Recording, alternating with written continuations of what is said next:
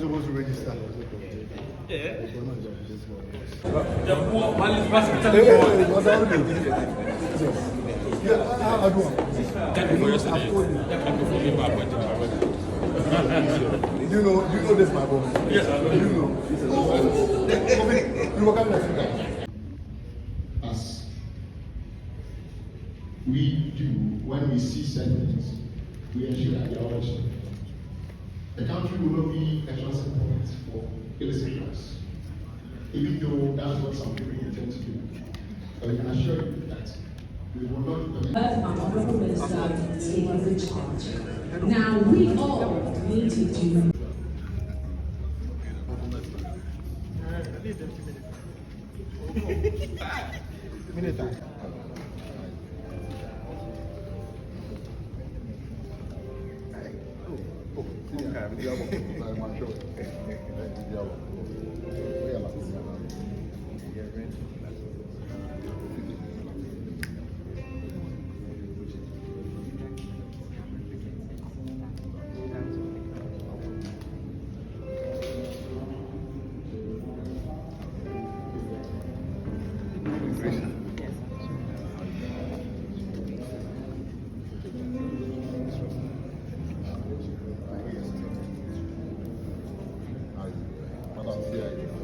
Of course.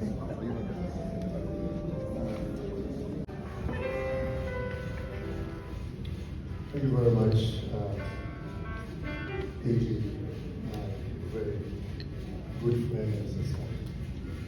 Standing on all this protocols.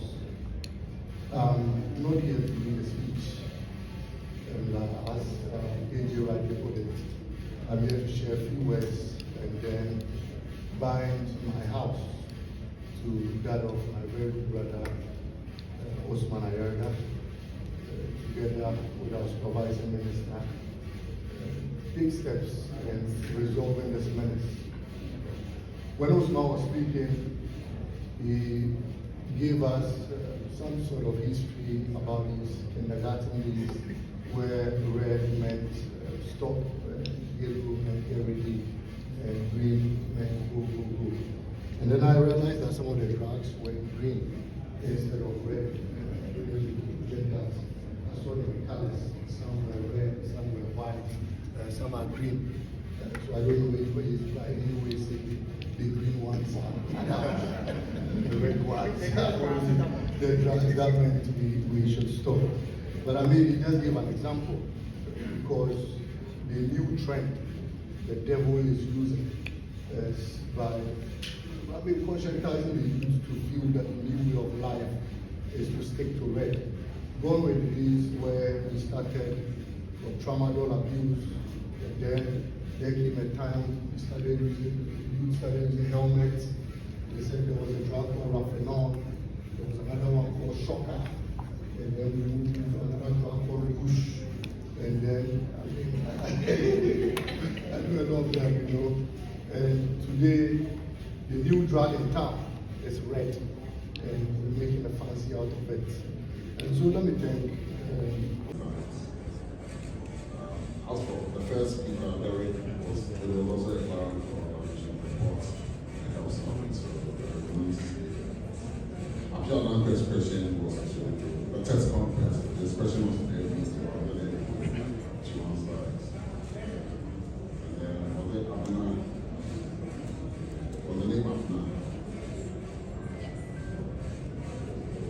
The issue about rehabilitation. The Ministry of Health is here. I know there is a special task force in place that is overseeing this. At the new authority, they have some rehabilitation centers. We've tried to actually get it to work. So that at that level, we will do our counseling and see how best we can reintegrate them. I've also asked the new authority that when we start the national rehabilitation program, everybody who goes through our process, those we are identified, those that we can give some skill sets to, so that we can bring to bring into society, we will do that. But I will charge the Ministry of Health and its allied agencies to see how best their rehabilitation centers can probably equip. Well, the numbers are going to increase because of the number of people in the street that are using this substance. Kalije, if I'm not mistaken, his concern was about why we are launching here and not in the streets. Kalije, we don't intend to remain here. We should do the launch somewhere. That is why we are launching here. But once we are done, when I was speaking, I said that we intend to do a nationwide tour. I'm sure those of you who know me know that I go into the ghettos very often. And so I know almost all the ghettos in Accra and beyond. Same with the National Youth Authority boss, same with the one who works with 5,000, 5K men and 3K women. So we intend to go everywhere. We don't intend to remain in large offices or conferences like this. We will take the campaign to where the drugs are. The epicenter currently are in our tertiary institutions, our universities, and we'll be going there. Our secondary schools. If you listen to the Minister of Interior, only 6 schools profile in the northern region. About 64% of them, one way or the other, have experimented with one drug or the other. And so we will not remain in our offices in Accra. This is more serious than the fight against terrorism, because this affects the human resource of the country. And without our human resource, we have no government. And so we are going to get to the heart of it and make sure we do things right. And then the last one was from the NDC man. I didn't get it. He said it's the NDC. And so we'll find him, and then there's a strategy I led in when we were campaigning. And so we'll work on that campaign platform. We strongly believe that it will work in getting into the ghettos and then speaking to those who are moving. We know where they are, and so we'll get there, especially even in the streets. In the evening, when you drive past Circle and other places, you see them. And so we will be getting out there. What we require is resources. So our development partners who are here, wherever the little resources are, don't put it all into development, skills training, agriculture. This is the human resource we need. We must safeguard that human resource. So, Madam the one on Tramado, they didn't know that there's 350 that please come to help out. So, ladies and gentlemen, to speak, Dr. Mrs. Malik Basintale, Director, Head of Tobacco and Substance Abuse Directorate. Thank you very much, Honorable Minister, and thank you, TISCOM President, for your question. So, like you rightly said, the listed tramadol is 50 and 100 milligram registered for managing moderate to severe pain, and we actually have registered pharmaceutical importers or companies who really manufacture it in country or do importation.